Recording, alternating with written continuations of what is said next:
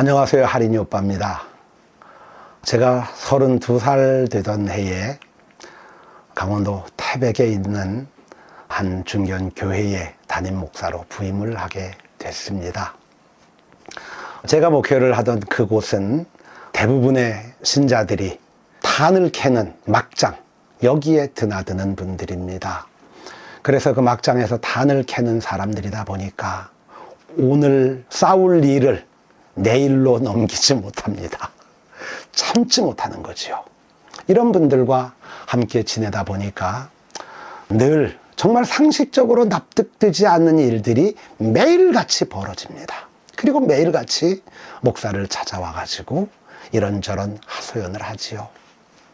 제가 오죽하면 저 자신을 수행하고 저 자신을 훈련하는 신앙의 지침으로 상식적으로 납득되지 않는 일이 생기면 그것은 하나님께서 벌리신 일이다. 이런 지침을 제 스스로 가졌겠습니까? 어느 수요일이었습니다. 수요일 저녁 예배를 마치고 났는데 이제 인사를 다 마치고 몇몇 분들이 남지 않은 상태였습니다.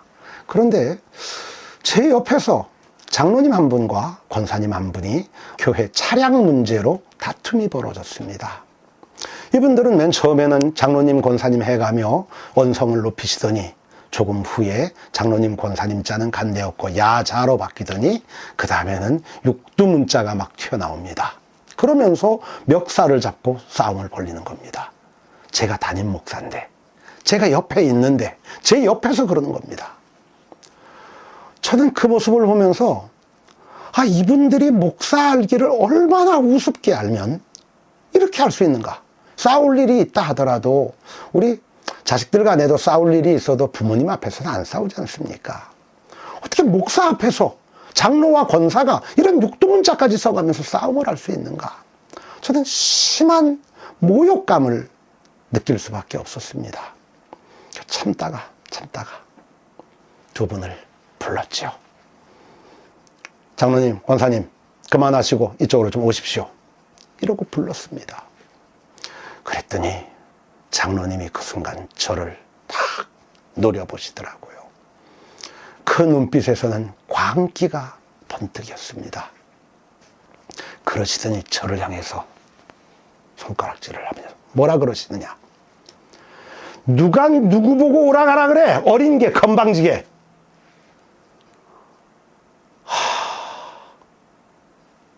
목에다 때려치우고 싶더라고요. 어떻게 장로가 목사한테 이렇게 말할 수가 있는가? 견딜 수 없는 모욕감과 자괴감이 들더라고요. 내가 이런 소리나 들으려고 목회를 했나? 정말 이런 생각이 들었습니다. 그래가지고 저도 참지 못하고 장로님을 향해서 소리쳤죠. 장로님 지금 뭐라 그랬습니까? 건방지다고요? 그래, 내가 왜 못할 말 했어? 아예 반말입니다. 내가 못할 말 했어? 응? 어린 게 누구 보고 오라가라 그래, 건방지게. 그래서 저는 장로님께 얘기를 했죠. 지금 장로님의 모습은 나를 목회자로 인정하지 않는다는 그런 말씀입니다. 장로님이 나를 목회자로 인정하지 않는 교회, 목사가 있는데 그 앞에서 멱살을 잡고 싸우는 그런 장로와 권사가 있는 교회, 내가 이런 교회에서 무슨 목회를 더 하겠습니까? 나 더 이상 이 교회에서 목회하지 않겠습니다. 떠나겠습니다. 이렇게 얘기를 했지요. 너무 많이 나갔죠. 그랬더니 이 장로님이 뭐라 그러시냐. 갈란 가! 누가 붙잡는데? 가고 싶으면 가는 거지.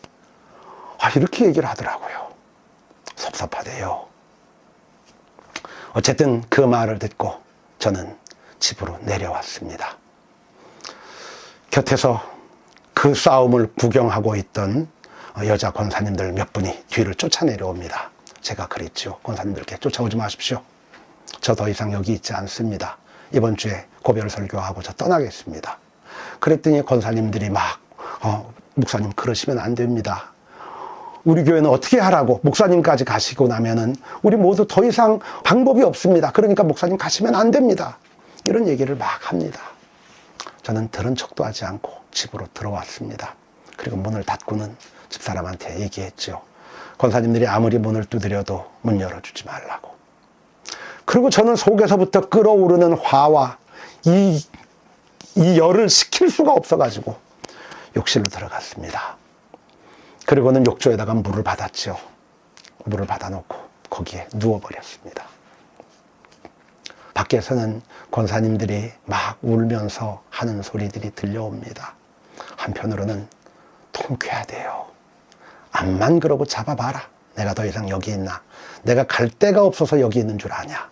이렇게 생각을 하면서 혼자 속으로 무슨 일이 있어도 내가 이번 주에 여기 사임한다. 이렇게 결심을 하고 욕조에 누워 있었습니다. 한참을 그러고 있는데 갑자기 어디서 들리는지도 알 수 없는 벼락 같은 한 말씀이 천둥 소리처럼 들려옵니다. 야, 이 건방진 똥대가리야. 곧바로 저는 어디서부터 들려진 소리인 줄 알게 됐죠. 그래서 저는 욕조에서 벌떡 일어나 앉았습니다. 그리고는 하늘을 향해서 소리쳤지요. 뭐라고요? 건방진 똥대가리라고요? 내가 그러지 않아도 지금 장로한테 못 들을 소리, 야, 이 건방진 놈아 라는 소리까지 듣고 내려왔는데, 아니 내가 뭐가 그렇게 건방지다는 겁니까? 말씀해 보십시오. 내가 뭐가 그렇게 건방진지. 그랬더니 곧바로 제 마음에 들려옵니다. 사람들 앞에서 설교할 때마다 너 속으로 무슨 생각했느냐? 제가 속으로 무슨 생각했는지 아십니까?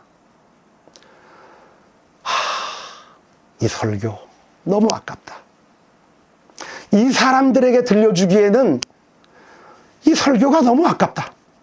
수천 명이 모인 곳에서 내가 그들 앞에서 이 설교를 하면 그 많은 사람들은 열광하고 환호하며 그리고 회개하고 눈물을 흘리며 그렇게 변화가 일어날 텐데, 이 말귀도 알아듣지 못하는 이 막장 인생을 살고 있는 분들 앞에서 내가 이렇게 고상한 설교, 폼나는 설교를 하고 있으니 참 내 신세도 이게 뭐냐, 이런 생각 설교할 때마다 사실 했거든요. 그거 말씀하시는 겁니다. 그 다음 말씀이 들려옵니다. 내가 내 설교가 아깝다라고 말하는 그 사람들, 내 앞에서 초라하고 초췌한 모습으로 앉아있는 그 막장 인생의 그 사람들, 그게 누군 줄 아느냐? 그게 바로 나다. 이 말씀을 들으니까 정신이 번쩍 나대요. 내가 온갖 잘난 척을 하고 내가 온갖 시건방을 떨면서 설교를 하던, 내 설교를 들어주던 그 모든 사람들이 바로 하나님이셨다라고 하는 사실을 내가 알아차리는 순간 정말 눈에 불이 번쩍 하더라고요. 더 이상 욕실 안에 그대로 있을 수가 없습니다. 그래서 주섬주섬 옷을 챙겨 입고 교회로 뛰어 올라갔지요. 이미 제게 건방지다고 소리 지르셨던 장로님은 간데 없더라고요. 저는 십자가 앞에서 꿇고 잘못했다고 빌 수밖에 없었습니다. 제가 잘못했습니다. 그리고는 차를 타고 장로님 댁으로 쫓아갔지요. 그리고 문을 두드렸습니다. 장로님이 문을 열고 나오시대요. 아니 목사님이 여기까지 어쩐 일이시냐고. 저는 문 앞에서 무릎을 꿇었습니다. 장로님, 잘못했습니다. 제가 귀가 멀어서 장로님의 입을 통하여 하나님이 말씀하시는데 내가 그 소리를 알아듣지 못했습니다. 그리고 장로님이 하신 소리인 줄 알고 내가 장로님께 섭섭해했습니다. 잘못했습니다. 용서해 주십시오.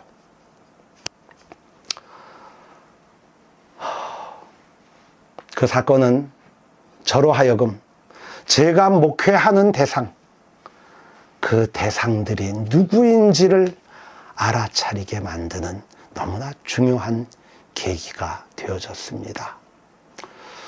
저는 아이들과 만나면서 또다시 건방진 똥대가리가 되려고 그럴 때가 많이 있습니다.